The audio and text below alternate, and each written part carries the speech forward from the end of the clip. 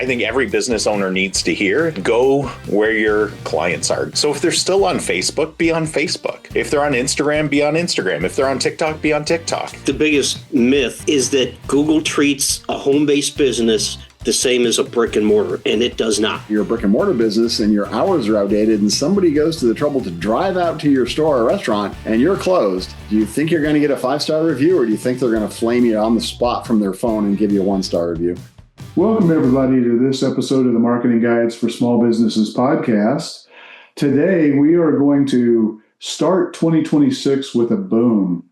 This is going to be a chocked full episode, and I'm joined, as always, by Ian Cantle from Dental Marketing Heroes in Canada, Jeff Steck from Tylerica Marketing in Austin, Texas, and Paul Barthel out of St. Louis with Changescape Web. So welcome, guys. Whoop, whoop. Yeah.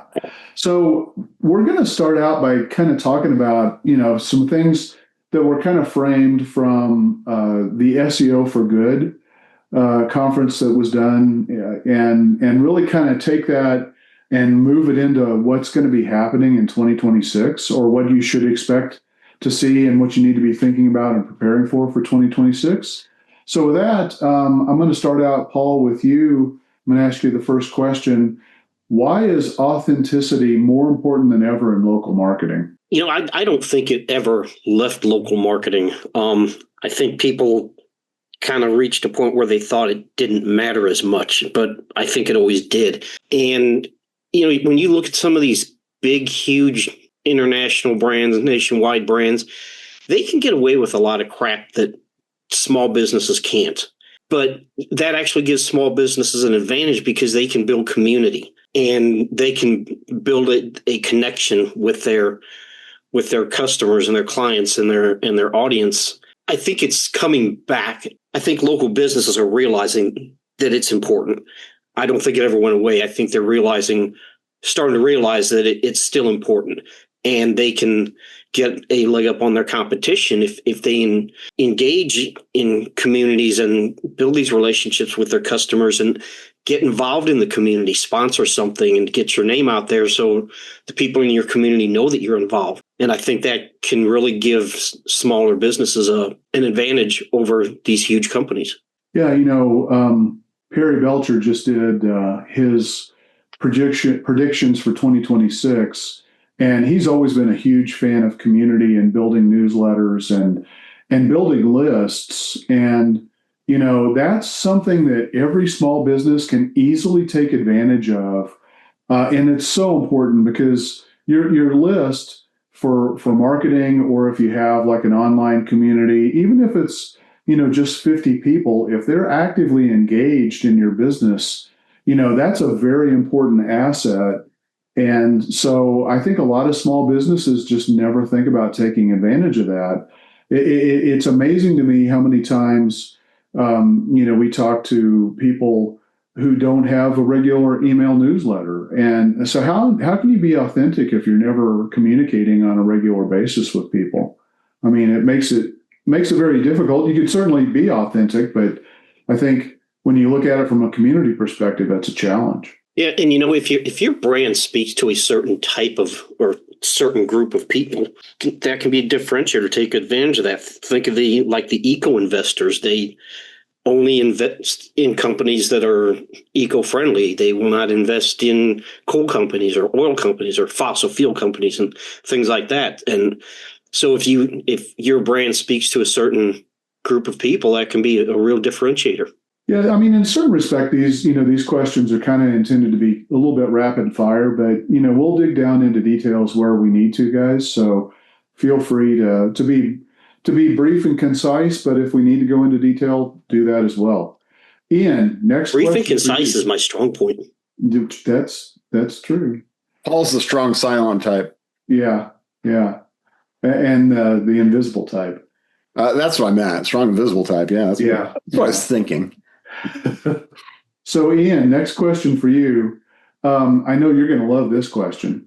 How should small businesses adapt content for TikTok, Instagram, and Facebook? Yeah, so it always feels like a broken record sometimes because I always have to remind people, like, it doesn't matter what is the sexy platform, the trending platform, the one that's in the news all the time. The only thing that matters is where your prospective clients are, your ideal clients. Like that is where you need to be, not where it's trendy, not where you might get a million views if they don't actually become customers, right?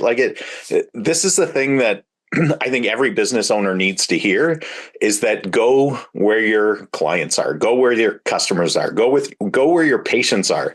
So if they're still on Facebook, be on Facebook. If they're on Instagram, be on Instagram. If they're on TikTok, be on TikTok. If you're targeting the younger generation, you shouldn't ignore TikTok. You should look at it. But if your customers aren't there, then don't be there. Like don't waste your time, energy, and money on it.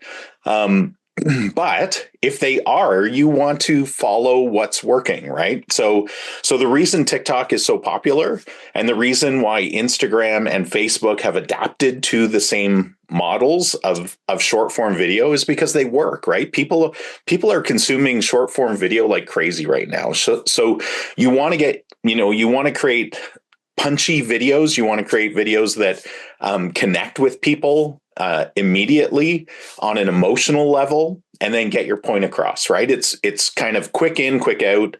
They're not there to consume long form content in that particular medium. You can deliver longer form content in that medium, but you might want to direct them to your YouTube channel. It all depends, again, on where they're spending time to consume information.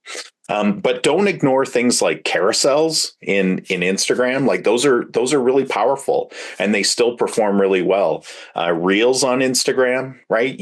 It's all about connecting with your community of ideal prospects and existing clients and customers and patients. So spend the time where they are. With that went on too long. I need to keep it short. Yeah, so where we almost always talk about, businesses serving in a local market or in a market where people go to that place of business, within a specific location. Do things like geotags and tagging local locations and local businesses, are those still important? Yeah, you should. Like what? Again, they're signals to the platforms. So, and the more information you can give the platform to serve up your videos, your posts, your whatever it is you're throwing up there, you want to give it as much information as possible because the platforms are giving you those signals that you can send to it. So geotags, landmarks, local partners, tagging other people, tagging other businesses, tagging your own location, your business, your community, groups, all of that kind of stuff are really popular and for a reason, because it works. It helps the algorithm understand who would most benefit from looking at the content that you're posting. It's just be respectful when you're tagging. Don't go overboard. Don't tag everybody that when it's not relevant to them. That just pisses people off. And we've all seen that, right? Like where there's like 100 tags, and you're like, what the heck? Like what? Yeah. Why? Yeah. Or even abusing, in groups that at everyone. I've seen that in a few different groups, right? It's like, oh, I got a notification. I got to go see what's going on. Oh, just some garbage spam to everybody. Yeah. So a couple of real quick points on that. One is, if you haven't already heard, folks, Facebook is now forcing people to buy verified profiles if you want to share organic links. Right now, they just released that you can get 2 organic links per month from your social posts on Facebook, and that's it, because Facebook doesn't want people to go off platform. So if you didn't believe us before in saying Facebook's a pay-to-play environment, it absolutely is now. And so you really need to think about, is that the right thing you need to do for your business or not to make that investment? And then the second thing is, Amy Porterfield has pointed out, right now the top performing piece of content, if it's the right platform for you, is a 6-second Instagram reel. So really short, punchy, quick hit pieces of information are performing best. So keep that in mind. And just a note on that verification limit, that's just in testing right now. Like I don't think that's across the board. They're just testing it in markets. So, what they test though, usually, especially from a monetization standpoint, usually does come about. Maybe by the time this podcast lands, it will be in full steam ahead. Yeah. It's coming. Maury Smith posted about it. So it's very likely to become a reality. Jeff, let's switch over to you. So, is blogging still the best play for small businesses, or should they start to shift their attention elsewhere or add on extra things on top of blogging if blogging's still relevant? Was that a multiple choice question? Yeah, there's all of the above, right? Blogging is still important for SEO. However, SEO is diminishing in value as, AEO, answer engine optimization, or GEO, generative engine optimization, comes on. So there's other things you got to do as well. But blogging is a great place to start. It's a great way to keep your website current.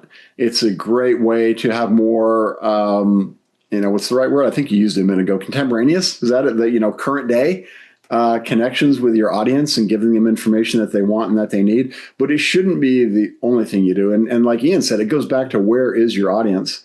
So you want to be where your audience is getting their information from. And then you also want to think about, the large language models and where the AIs are being trained from. So all of a sudden, it's not just about your website and your blog anymore.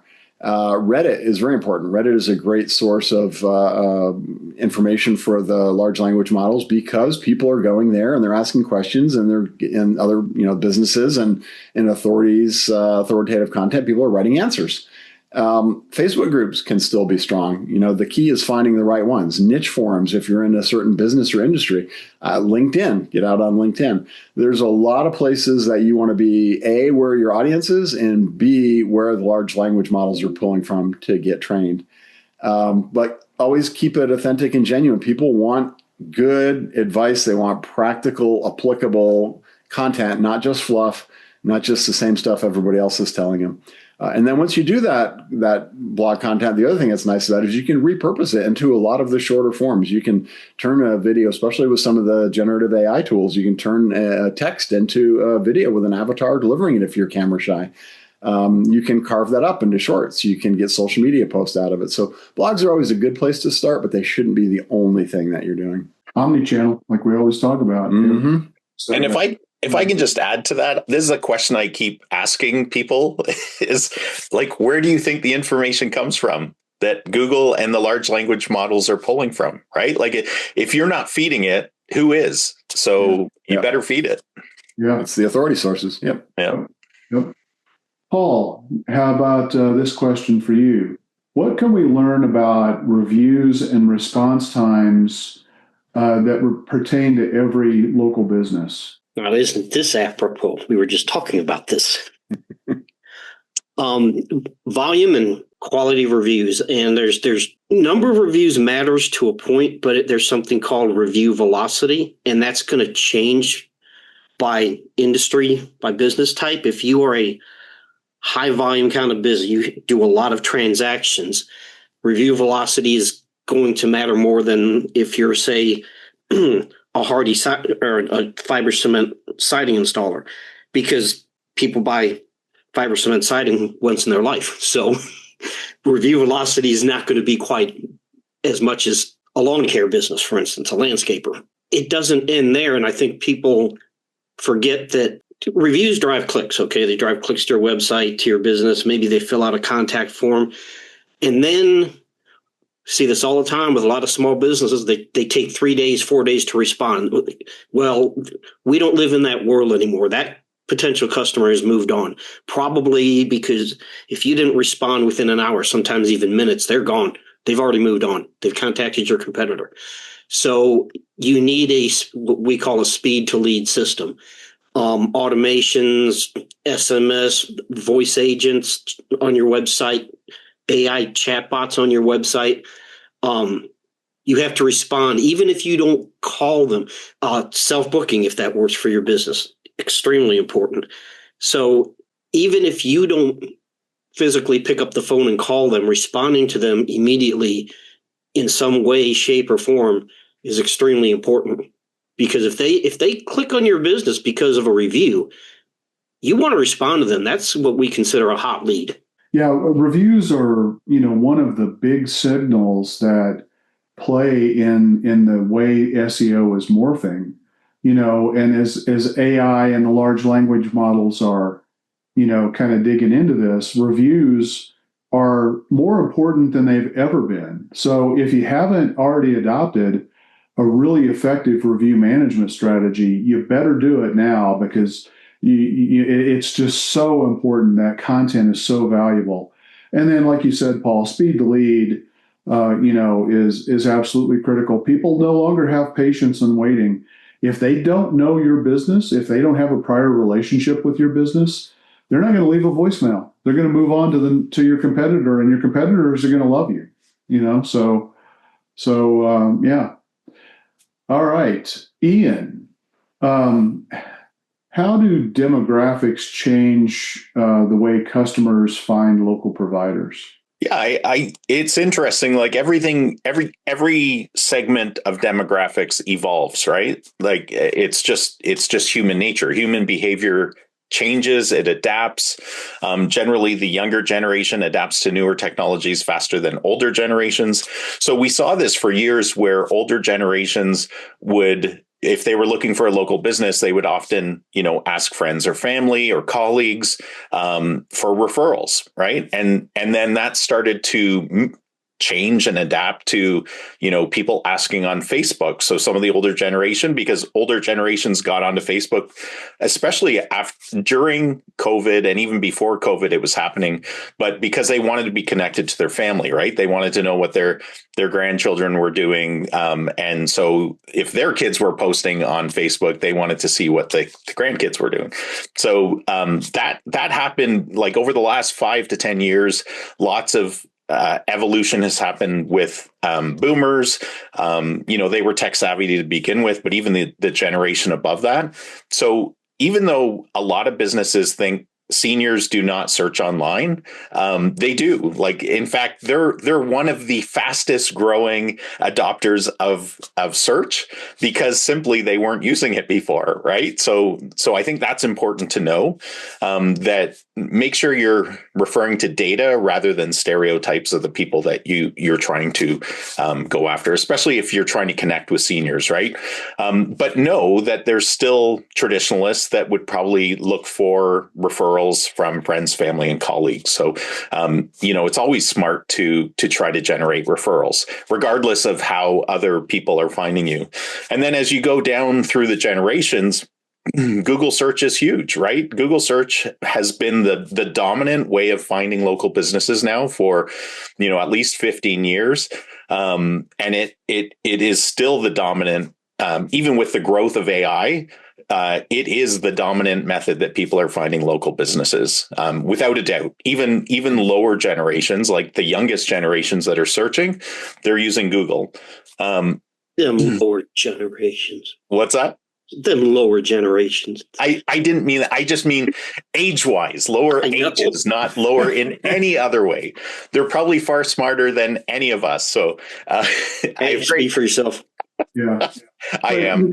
It's still a good practice to ask your customers, how did they find you, right?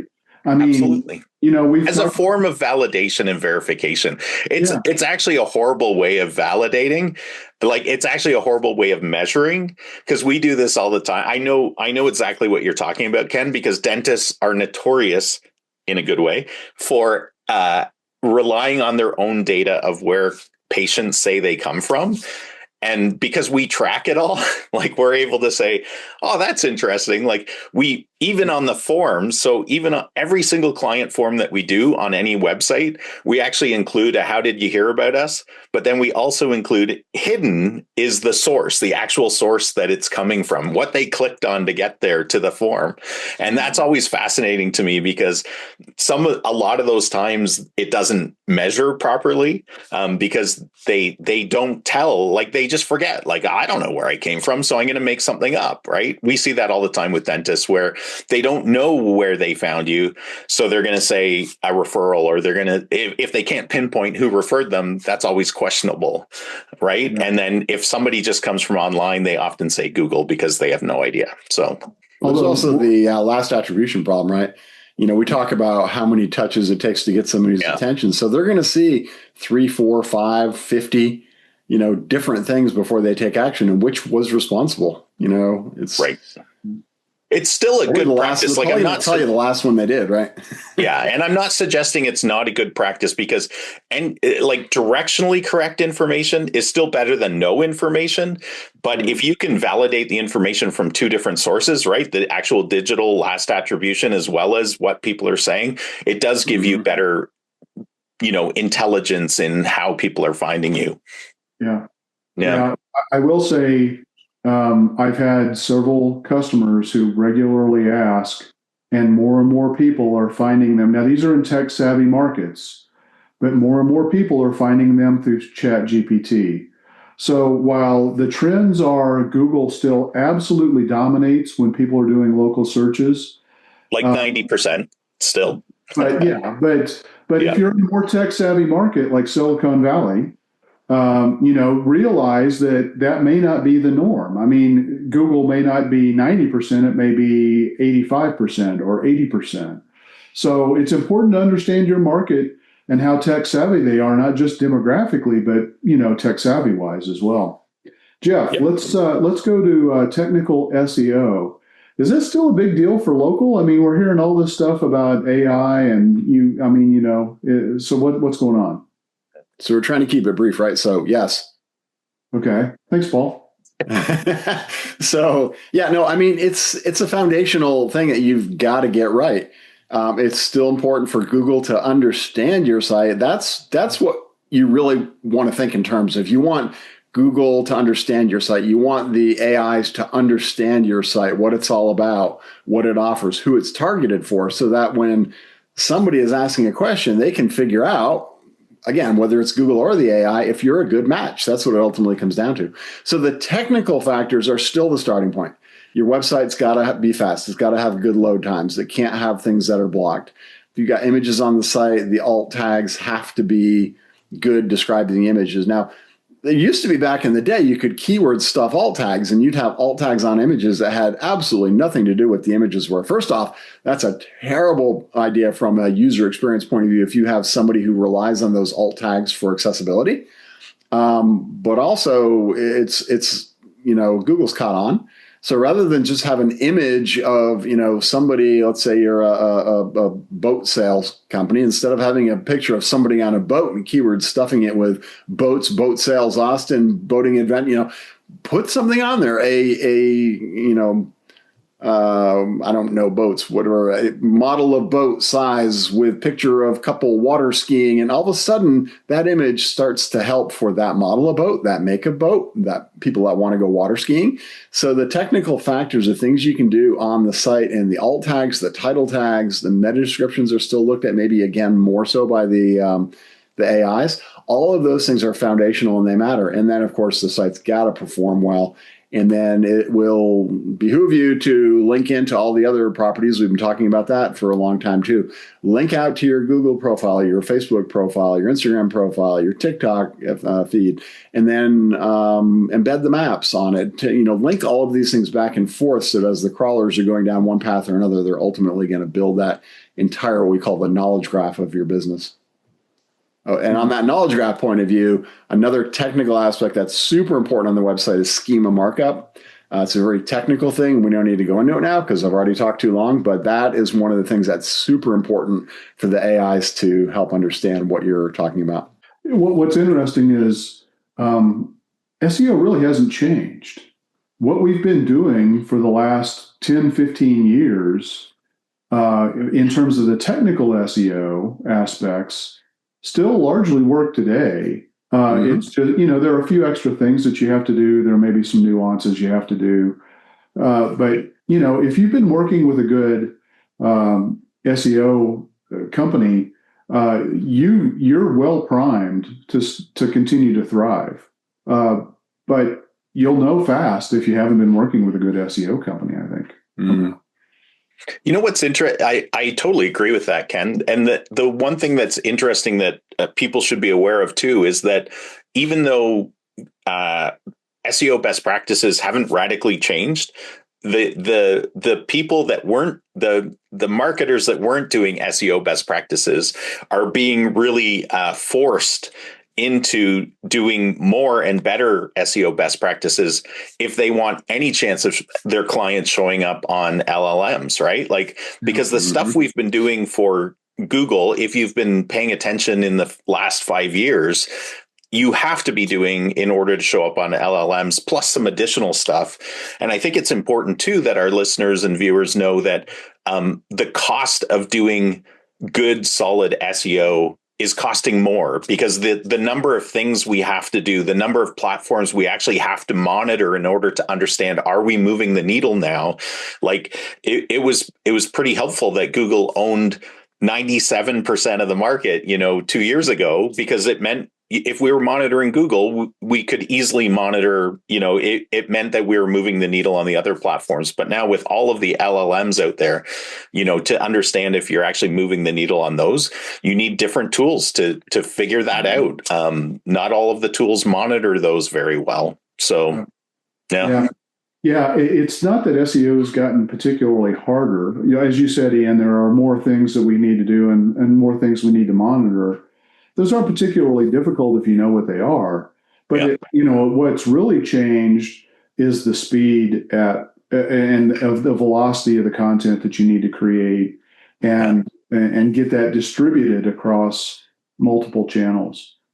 If I can add one more thing to that, I found it so interesting. Today I was doing an audit, like it's near year end, right? So I was doing an audit of our clients' websites that we've either built and maintained for them, or that we're doing SEO services for.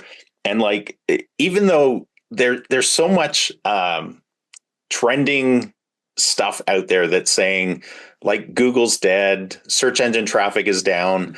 Like, I was looking at these people and these businesses, and I'm like 144% increase, 36% increase, 61% increase. Like, they're getting more traffic than ever. And it's because the right things are being done, right? So there's lots of informational businesses out there that are getting far less clicks to their websites. But for local businesses, if you're doing the right things, you should still be seeing a growth in traffic and a growth in leads and a growth in business if you're doing the right things. So I just wanted to encourage people, like, do the right things and you'll get more business.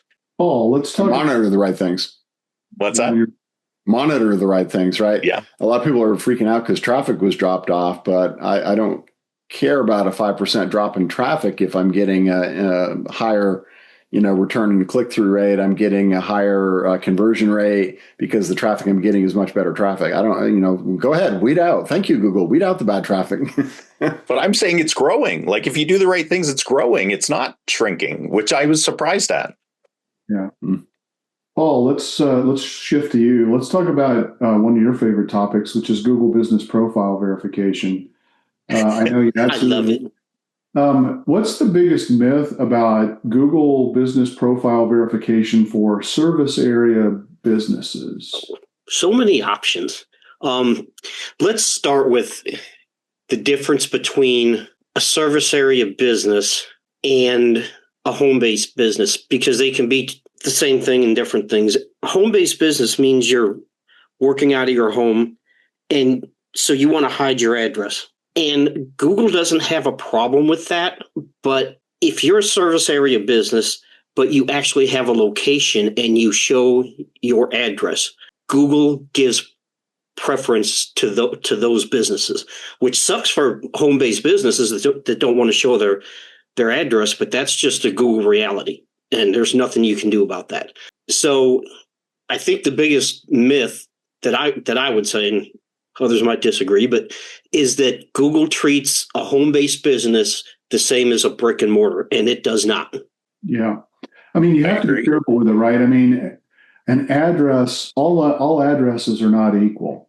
Yeah, you can't use what are those office sharing space? I forget what some of them are, but Co-working spaces. Yeah, PO boxes, addresses, places like that. PO boxes. An office complex is fine if it's a standalone office, but if you're in a shared workspace, Google has really seriously cracked down on that. It can get you suspended. Yeah, which is funny. So, every time I'm on the treadmill, I get these ads showing up on YouTube, which is all about that, like a service that if you don't want, if you want your PO box to show up on Google Maps, I'm like, no, that's bad ad, but they're spending lots of money on ads. Yeah. Barnum got it right there. No, it's Google goes back to the experience, right? If you're going to publish an address, they want somebody to be able to walk in the door during normal business hours and get service. It's that pure and simple. That's about the customer experience. So if you don't have that, if you can't show that there's a place where people can walk in, if you don't have a dedicated space, if you don't have signage outside that makes it easy to find, you won't get the address verified. Now, is it right or wrong? I mean, I think they go overboard. A lot of valid businesses can meet with clients in co-working spaces, but Google won't let them use that address.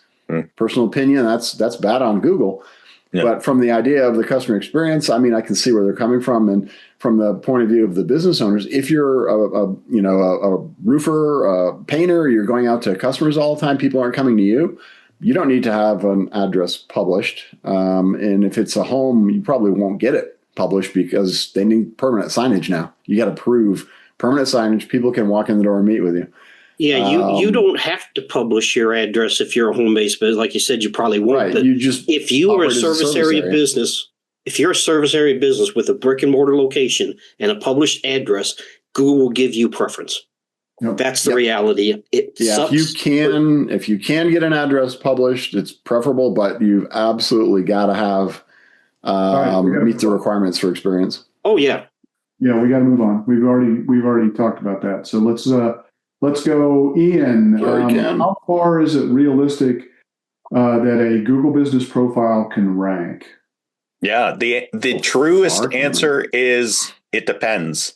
It totally depends on who you're competing with, how well they've set up their Google business profile against yours. But usually you're talking it depends on actually how populated the area is, how rural, urban, whatever. But you can expect like a very solid 2 miles around your location. But again, like I'm in a town where we have 22 dentists. So if a dentist doesn't invest in their Google business profile properly, they might not even be ranking number one for where their actual location is. I've seen that before from lots of businesses where they didn't take the time, effort, investment to optimize their Google business profile. So people are outranking them like where their actual business is located, which is a surprise because you should own, your pinpoint in a map. Like there is no excuse for that. If you just do a little bit of work, if you have somebody do a little bit of work for you, you'll have some solid, search ranking on the maps for that. Yeah.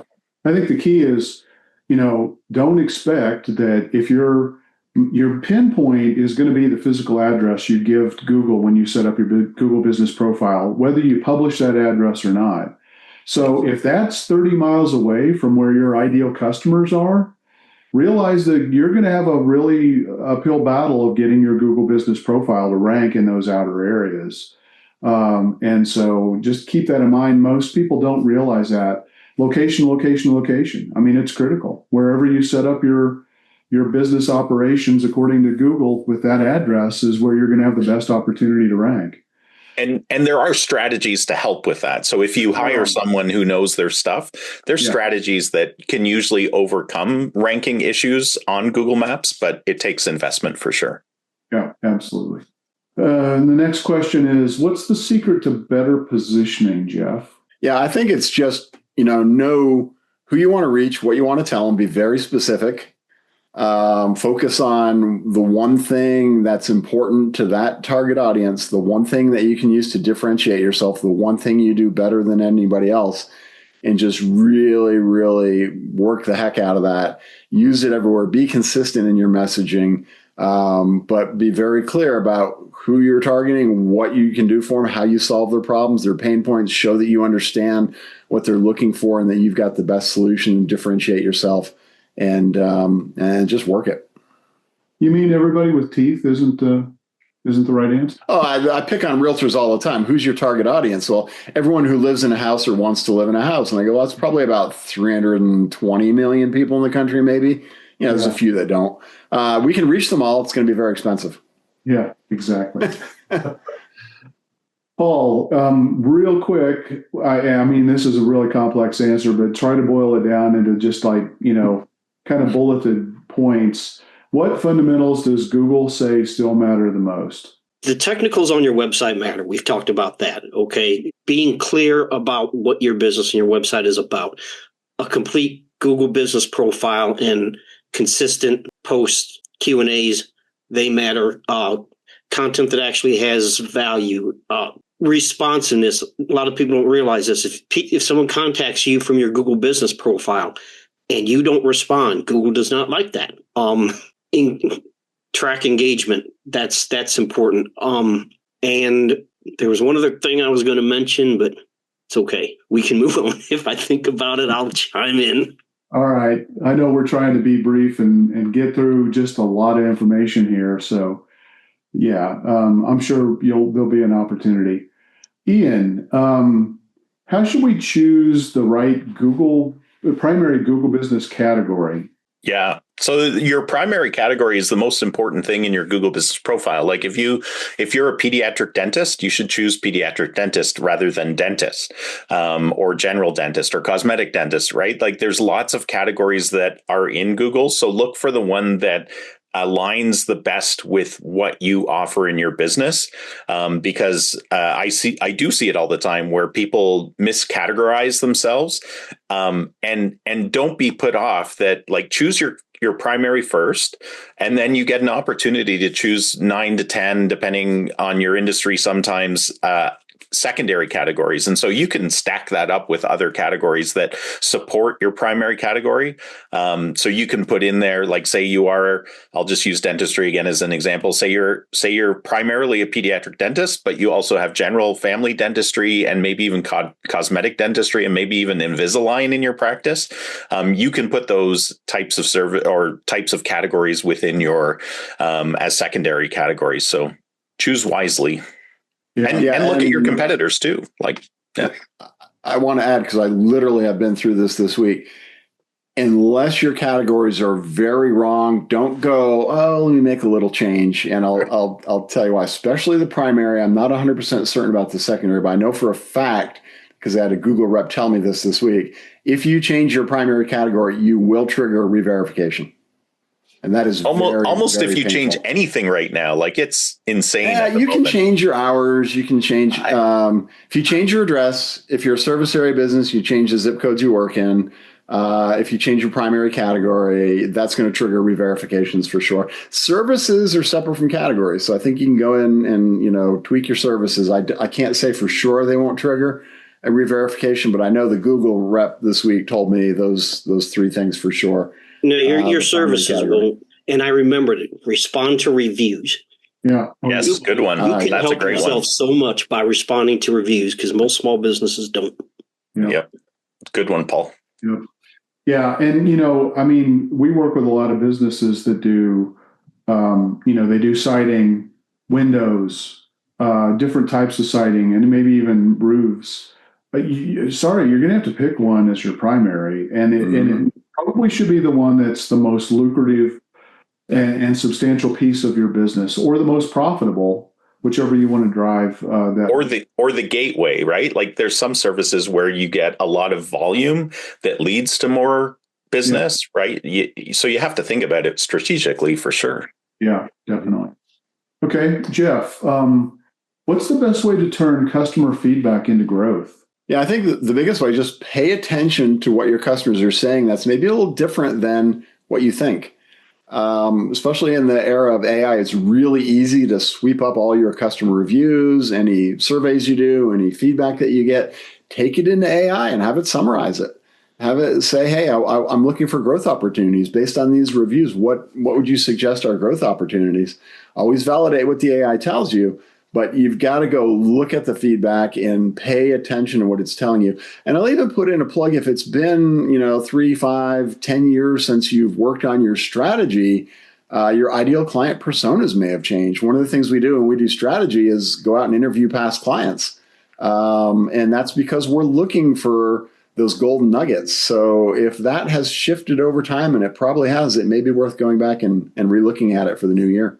Yeah, I think, one of the things that we've started doing, because short form videos perform so well, we mine, the reviews of our clients using AI. And like you said, Jeff, you always want to validate it.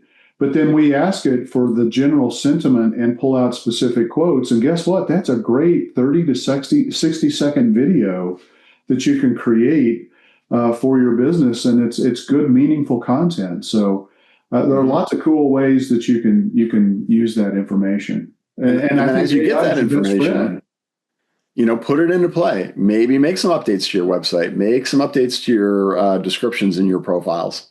Yeah. You want to align with the people you are seeking to do business with. Yeah, absolutely. Paul, how can a small business balance AI, which is not going to go away, folks, and you can't bury your head in the sand about it, but how do you balance AI with the human touch? If you use AI for content creation, don't copy and paste. You definitely use AI for drafts and to speed things up, to give you a structure. But then you have to edit it. You have to load. We joke all the time about some of the images that are generated by AI, people with 5 hands or people with no heads. That's obvious, but you have to read the text too, because they may say something that's close, and you're like, okay, I can tweak that and make that more relevant and more human to my business. So use AI to give you your draft and your structure, but go in and validate it. Read it, validate it before you go and publish that content. What about double check the images? You're not kidding about those, Paul.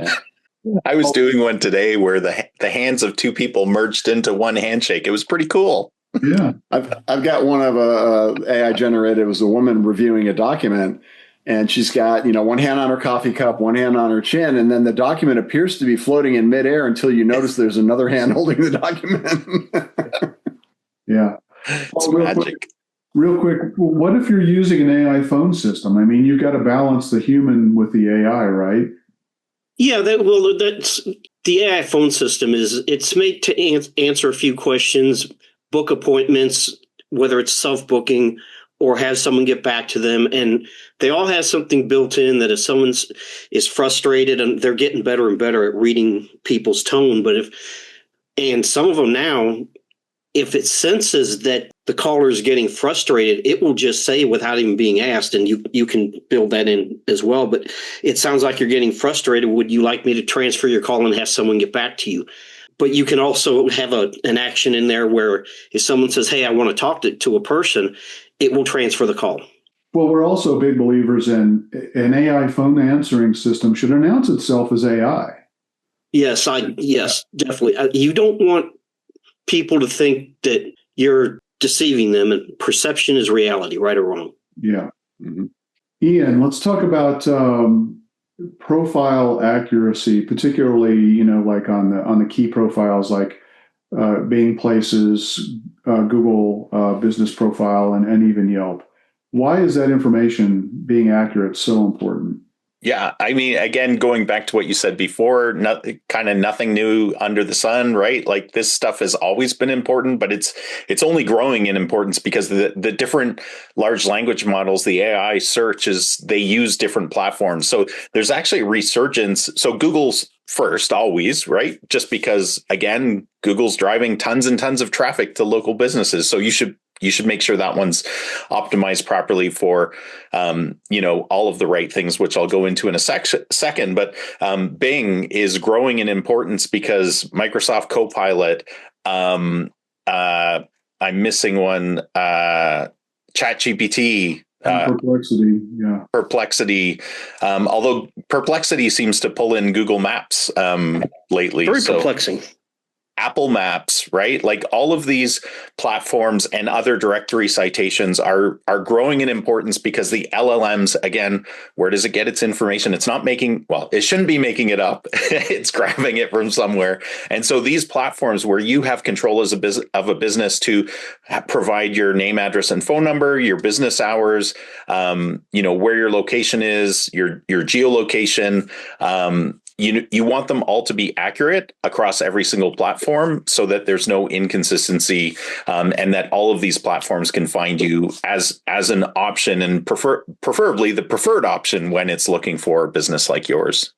Yeah. I mean, keep in mind, the directory, all of these different tools are basically data sets that have been captured and built with information that's all old. Now, some of it may be very near real time, but if you just think, oh, I just got to do Google, chances are anymore, even more so than it has been for probably the last 5 to 7 years, directory information being accurate and up to date is more important than it has been in a very long time. And it's because these data sources are feeding many more models that are pulling information and presenting it to people for finding out that. And on several of the models too, it's important that the information in these directories, in these profiles, matches what's on your website, because they do interconnect that information. Yeah. And real quick, it's becoming more and more important because the name, address, phone number, because when it was just Google could pretty much figure it out. There's some changes with the call tracking. I'm not even going to go into that.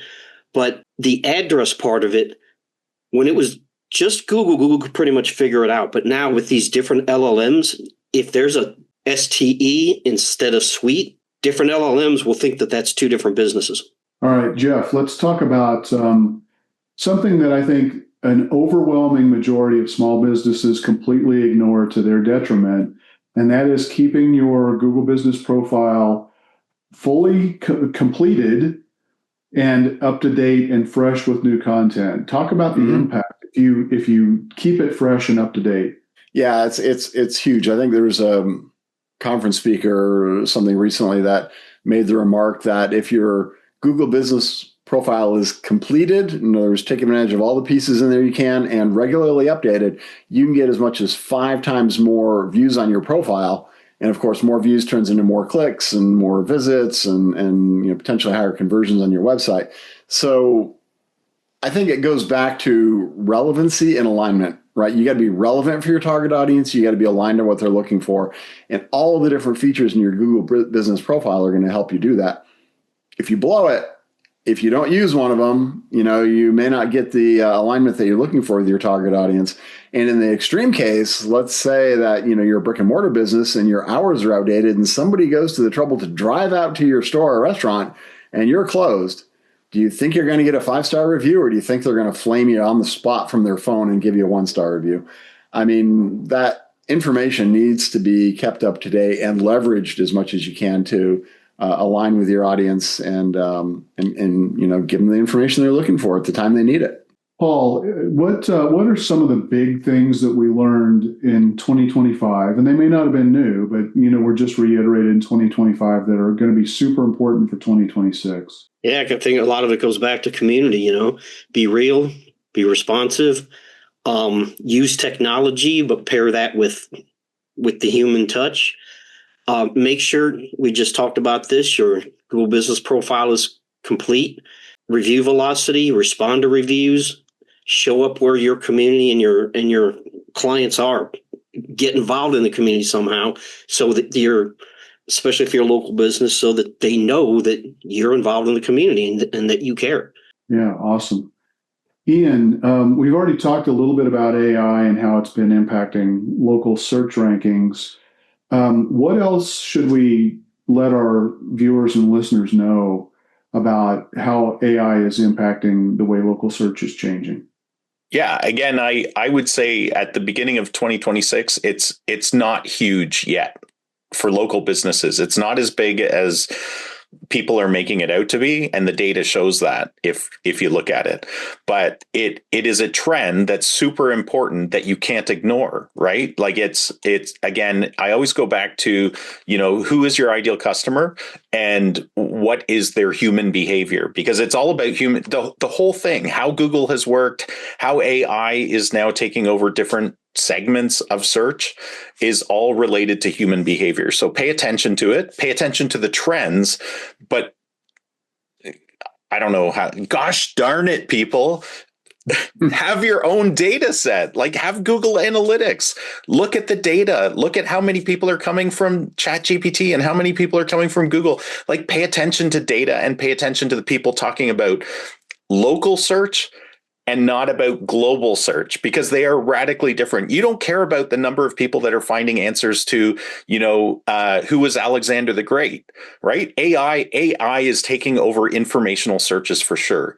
But for local businesses, you need to pay attention to what's happening, and you need to be adapting, adopting, and evolving what you're doing from I call it SEO anyways now. Like some people are saying SEO's dead, AI search, all of these different acronyms for AI search. It doesn't matter. I'm just using SEO because it's search everywhere optimization now. It truly is. It's doing the right things you should have been doing already, and it's adapting and evolving to AI. So just continue to pay attention to people that are helping businesses show up locally.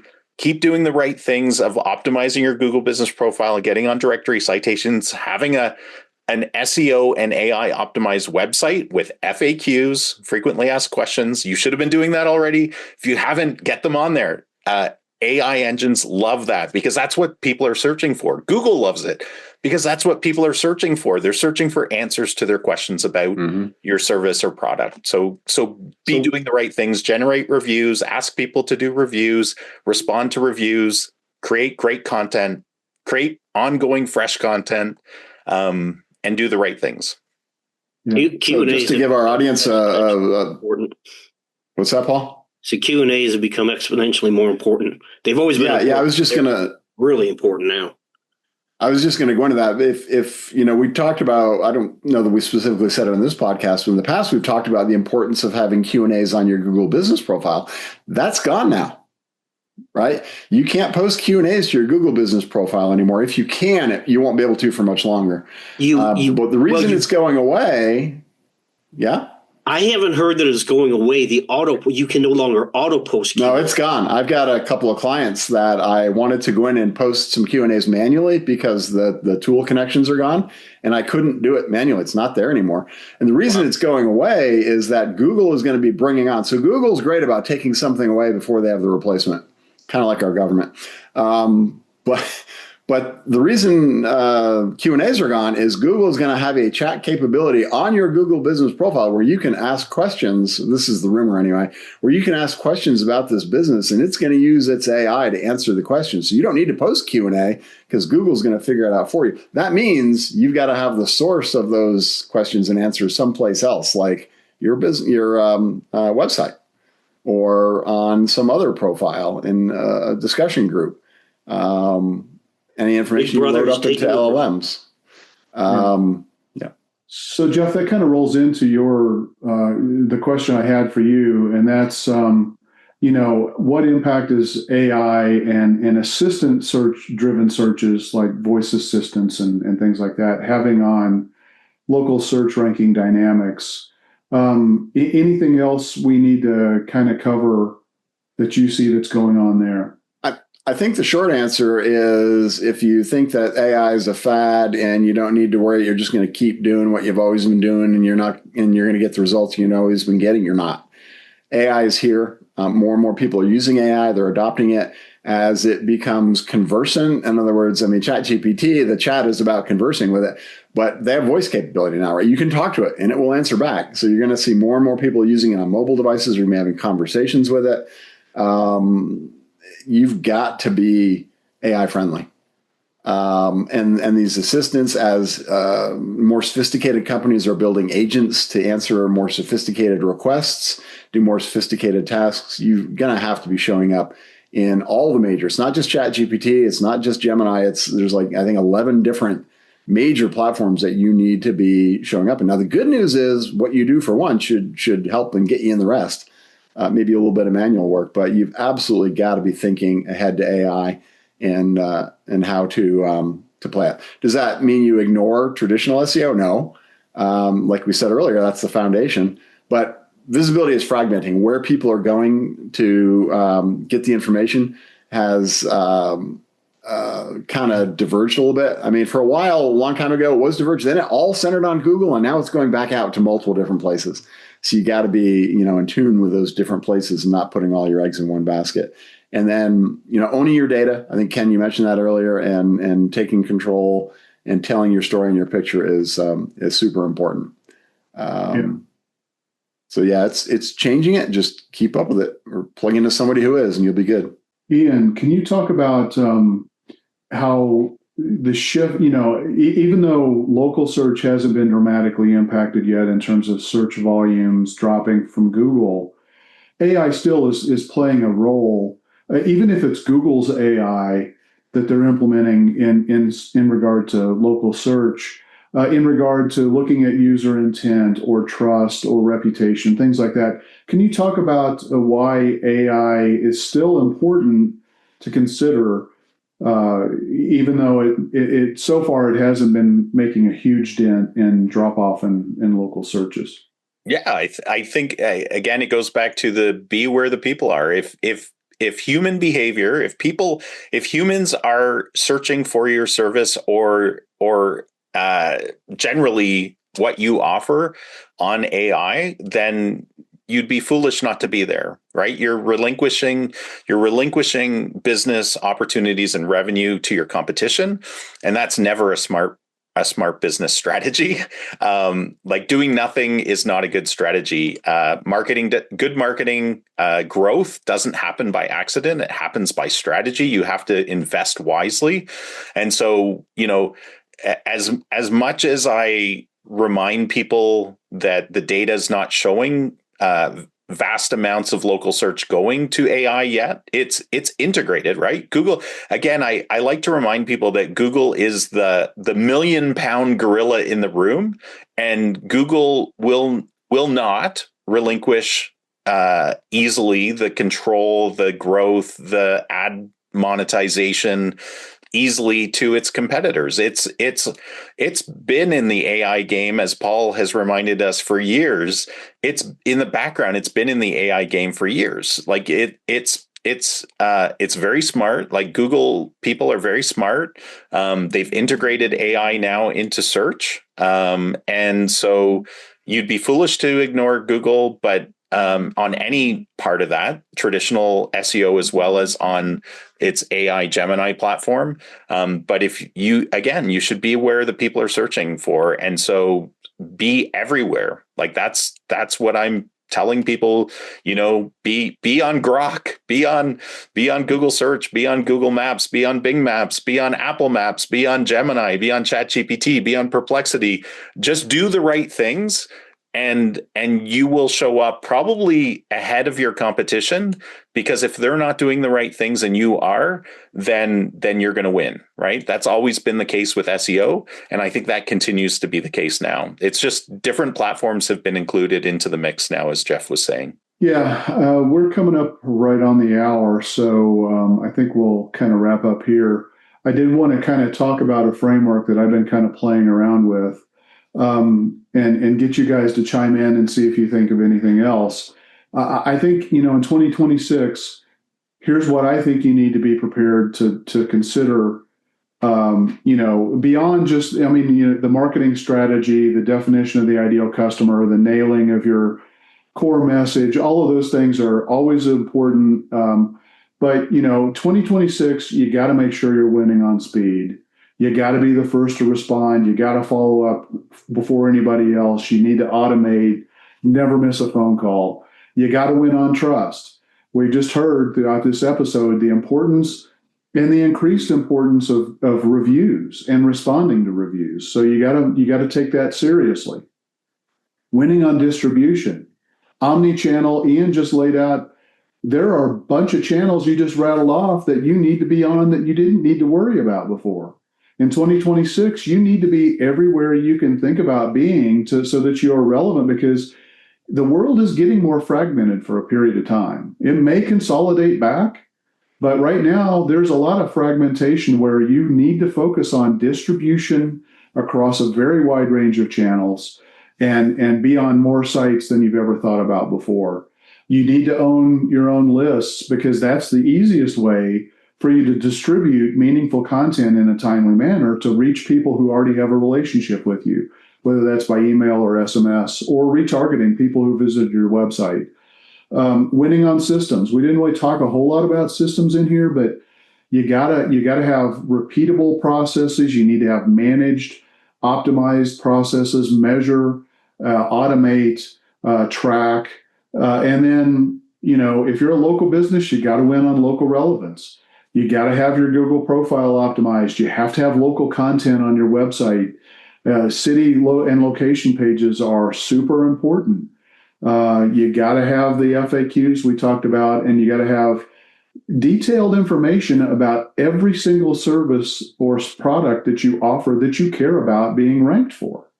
So, I think those are, that's just a fairly simplistic plan above and beyond, defining the marketing strategy elements. What do you guys think? Anything that jumps to your mind? The only thing I'd add is this foundation, it all goes back to strategy. And if you haven't updated your strategy in the last 3, maybe 5 years, things have drastically changed.